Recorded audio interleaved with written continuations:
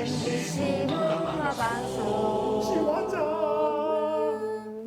대국민 식욕증진 프로젝트 만나면 좋은 친구.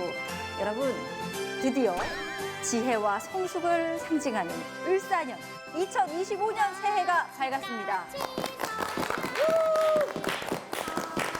시청자 여러분께 새해 인사 같이 한번 드릴까요? 시청자 여러분, 새해 복 많이 받으세요. 일단 삼척에 갔다 왔는데 오, 삼척이요? 삼척에 이제 해안도로, 세천년도로 거기 이뻐요. 맞습니다. 굉장히 이쁘잖아요. 네. 일출 명소이기도 하고. 그렇습니다.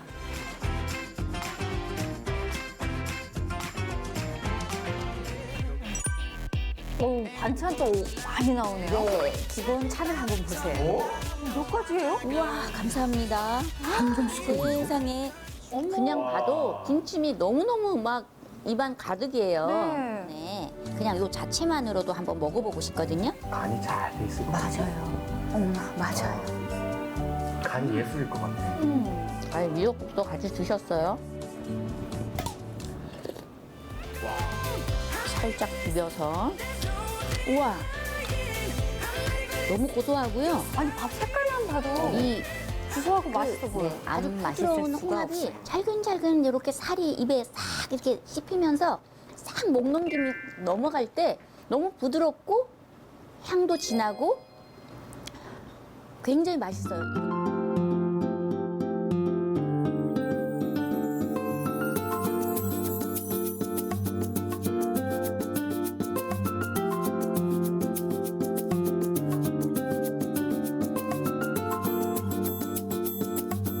홍합, 전복, 해장국이 있었단 말이에요. 근데 우리는 홍합이나 전복을 또는 뭐 조개들 이런 걸 활용을 해서 동해안의 해장국 메뉴는 또 찾아보기 어려워요, 사부님.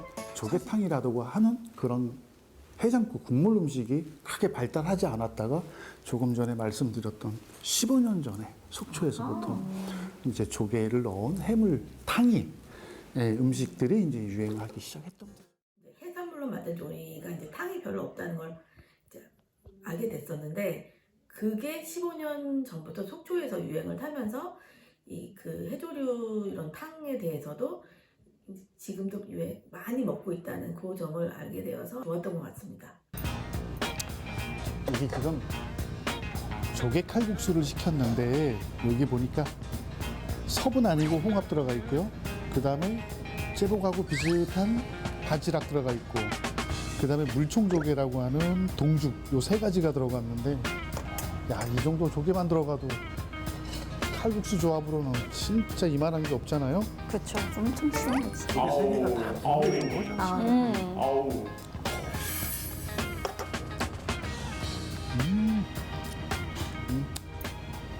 요거는 바지락살, 요거는 동죽, 이거는 섭이 아니라 홍합이에요. 이렇게 세 가지가 들어갔네.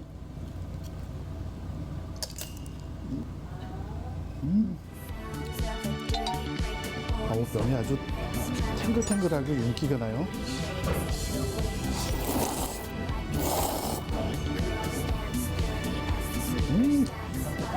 아, 면 진짜 쫀득쫀득하네. 아, 그래요? 식감이 좋겠다.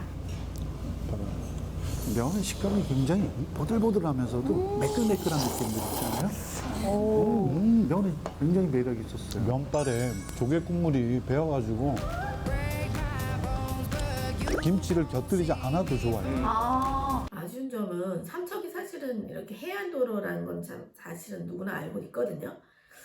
근데 이제 그 오늘 방송은 다 어떻게 보면 바다 식재료 위주로 나왔어요. 조개하고 홍합이랑. 근데 사실은 삼척에도 다른 식재료, 이런 땅에서 나오는 식재료 이런 부분에 대해서 좀 소개를 해줬으면 어땠을까라는 아쉬움이 남습니다.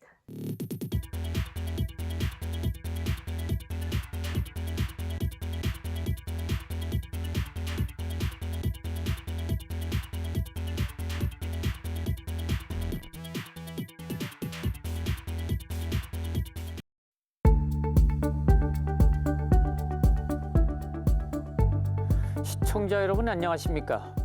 탄핵 전국 속에서 양양 지역에서는 비위 의혹을 받고 있는 김진아 양양 군수에 대해 주민 소환이 추진 중에 있습니다. 주민 소환제는 선거를 통해 뽑힌 주민의 대표를 중도에 해임할 수도 있는 제도인데 탄핵과 유사한 절차와 효력을 가집니다.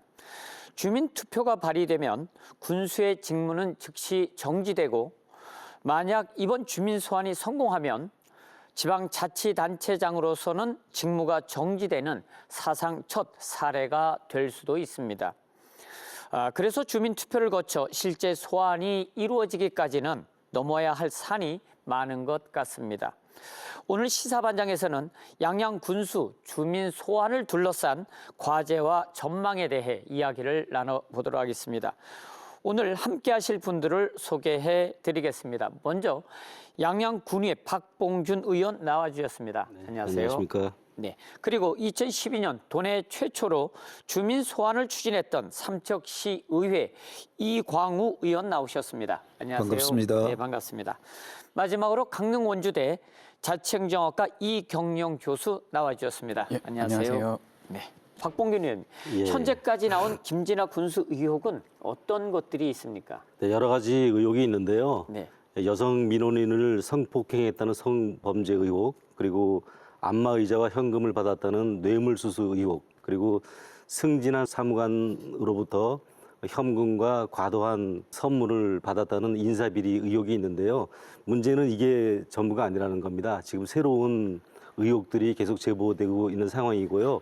예를 들면 수의 계약을 통해서 특정 업체에 일감을 몰아준다는 의혹, 그리고 특정인에게 개발 정보를 공유해서 그 투기를 도왔다는 의혹 등이 있습니다. 이 종합적이고 총체적인 비리의 끝은 어딘지 좀 지켜볼 필요가 있다고 생각합니다. 네, 그러면 자 이경영 교수님, 주민 소환제는 주민이 직접 정치에 참여할 수도 있고 그리고 선출된 공직자 책임을 물을 수 있는 중요한 제도가 아닌가 생각하거든요. 생각하시기에 어떤 경우에 주민 소환을 청구할 수 있는가요? 네, 말씀하신 것처럼 우리 주민소환제는 주민의 직접적인 통제를 강화함으로써 공직자의 비리를 사전에 예방하고 주민에 대한 책임성을 제고한다는 측면에서 굉장히 중요한 의미가 있습니다. 현행 주민소환에 관한 법률에서는 주민소환 투표의 제기 사유에 대해서는 특별히 명시하고 있지는 않습니다. 근데 우리가 일반적으로 선출직 공직자의 부정부패나 비리, 금품수수 등 법령 위반이나 공익에 반하는 행위, 또 직무태만으로 주민의 신뢰를 상실한 경우, 그리고 주민의 의견을 경청하지 않고 독선적으로 정책 결정을 한 경우에 주민소환의 청구 사유로 보고 있습니다. 양양군수 주민소환 과제와 전망 시사반장은 현재 살아가는 우리에게 많은 교훈을 준 사건입니다. 양양 군민에 의해 선거로 뽑힌 지방자치장이 성추행, 뇌물수수, 인사비리 의혹 등으로 인해서 양양 군민이 다시 주민 소환이 추진 중인데요. 이는 탄핵과 유사한 절차와 효력을 갖고 있는 제도로 이것이 통과될 경우에는 지방자치장으로서 업무가 정지가 된다고 합니다. 시사반장을 보면서 주민 소환 과제에 대해 인지할 수 있었으며 투표권을 갖고 있는 주민 한 명으로서 다시 한번 선거의 중요성을 알게 되었습니다. 아마 이 탄핵 정국 속에서 양양 주민들이 생각하는 지역의 민주주의, 그 민주주의 그 학습을 통해서 민주주의가 어떻게 발전되어 가는 그런 과정들. 또 국민의힘 입장에서 보면은 대단히 중요한 과정이죠. 늘 여기가 지지율이 본인들한테 높을 거라고 봤는데 농민들의 횃불이 지금 MZ세대의 응원봉으로 변해서 그분들이 다 결정하고 지금 정해 나가고 있지 않습니까? 아마 그런 효과를 양양 국민들한테도 낼 거라고 봅니다. 아쉬운 점은 보는 시청자에게 좀 더 명쾌하고 쉽게 요약적으로 설명하면 좀 더 좋았을 것 같습니다.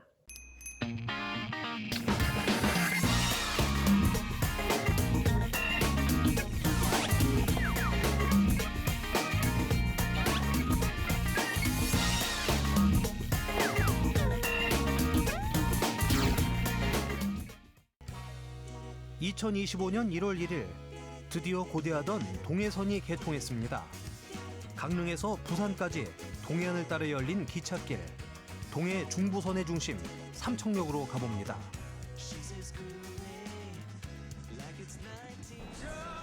자 떠나자 동해 바다로. 여러분, 저는 동해안이 멋지게 펼쳐지는 삼척에 나왔습니다. 근데 동해안에 올 때 예전처럼 상등 완행열차 탈 필요가 없는 게 이제 동해안의 고속 열차의 시대가 열렸습니다. 짝짝짝짝짝짝. 바로 부산에서 강릉까지 동해선이 개통이 된 건데요. 그래서 이 새해에 이 동해안의 해돋이의 기운을 이제 또 받으러 오시는 분들, 이제 운전할 필요 없어요. 완행열차 탈 필요 없습니다. 함께 동해선과 함께하면 좋습니다. 삼청역이 헌 옷을 벗고 새 옷을 입었습니다. 영무실에 들어가서 제가 궁금한 점 좀 여쭤보고 더 자세히 알아볼게요. 동해선 개통을 하루 앞둬 바빠 보이죠? 뭔가를 열심히 보고 있네요. 근데 이쪽에 보니까 TV가 하나, 둘, 셋, 넷, 다섯, 여섯, 무려 8대나 있어요. 왜 이렇게 많은 거죠? 선생님, 안녕하세요. 지금 보니까 삼척역만 나오는 게 아니라 예. 오건역, 임원역, 근덕역, 다른 역도 다 나와요. 예. 그럼 삼청역은 무인역을 총괄하는 역입니다. 그래서 그 울진과 중간역에 있는 무인역들을 통합적으로 관리하고 있습니다. 아, 그럼 무인역이면 저기 나머지 지금 5건, 2번, 근덕역에는 역무원분들이 한 분도 안 계신 거예요? 일회상이 생겼을 시 삼청역에서 출동을 하고요. 상주하지 않고 계십니다. 아, 이 역과 삼청역이 동해선의 그 중추적인 역할을, 중심부를 담당하고 있네요. 그렇죠? 예, 동해 중부선의 중추적인 역할을 담당하고 있습니다. 동해안 남쪽에 우리나라 제2의 도시 부산에서부터 부푼 마음을 품고 ITX 마음이 발빠르게 달려갑니다. 대구, 울진, 한반도의 등줄기를 따라서 창밖에 푸르른 동해바다를 구경하다 보면 눈 깜짝할 새 삼척에 도착하죠. 저희가 아까 막 생각을 해봤는데, 그러면 여기서 부산까지 가는데 몇 시간이 걸릴까? 요거를 제가 생각하다가 답을 못 냈거든요. 예, 예. 어느 정도의 시간이 기존에는 걸리나요? 네. 저기 강릉에서 영동선을 이용하면 거의 6시간 이상 걸렸습니다. 근데 지금은 ITX 마음 기준 강릉 부전입니다. 부산이 네. 아니고 3시간 50분 정도 소요될 것으로 예상됩니다. 그냥 뭐 한숨 자면 눈 깜짝하면 어머 벌써 부산이네 뭐 그렇죠? 이렇겠네요. 예, 삼척에서는 한 2시간 50분 정도. 근데 아까 플랫폼에 가보니까 뭐 ITX도 있고 누리로도 있고, ITX 누리로의 차이점도 궁금하거든요. 네, ITX 마음은 지금 150km 정도 속도를 올릴 수 있는 중고속 열차입니다. 네, 지금 그 항우는 이제 KTX 이음으로 바뀔 거고, 저 누리로는 통근 열차로 지금 기존 동해 강릉에서 통근 열차로 이용하던 열차입니다. 그래서 아마 그 차는 속도가 좀 많이 좀 걸릴 것으로 예상됩니다. 그러면 지금 방금 말씀하신 게 KTX도 지금 얘기를 하신 거죠? KTX 네. 이음은 지금 수요를 봐서 26년쯤에 뭐 투입될 예정이라고만 알고 있습니다. 아, 그러면 또 앞으로 더 이렇게 단축될 열차들도 늘어나고 시간도 더 그렇죠. 단축되겠네요. 예, 그렇습니다. 앞으로 이제 동해선을 통해서 조금 어떤 일들이 일어나길 기대하세요? 대구 경북권 주민들이 우리 열차를 이용해서 앞으로 동해안 철도 르네상스 시대가 열리지 않을까. 엄청난 주민들이 아마 이쪽으로 올 것으로 예상됩니다. 이번 동해안 철도 르네상스 동해선 개통 편에서는 동해안 철도 개통을 위해 새롭게 지어진 삼청역에 대한 자세한 소개와 개통을 위해 불철주야 준비하고 있는 관계자분들의 노력과 동해선에 대해 몰랐던 사실 전달도 좋았습니다. 동해안 고속철도가 개통되면서 이번에 프로그램을 준비를 하셨던 것 같아요. 동해안 고속철도에 관련된 그런 내용들을 좀 리포터분께서 질문을 잘 해주시고, 거기에서 영무원분들이 그 질문에 답을 해주시는 과정이 굉장히 매끄러웠고, 또 재미를 위해서 꽁트를 하나씩 집어넣으신 부분들이 집중해서 볼 수 있게끔 도와줬던 것 같습니다.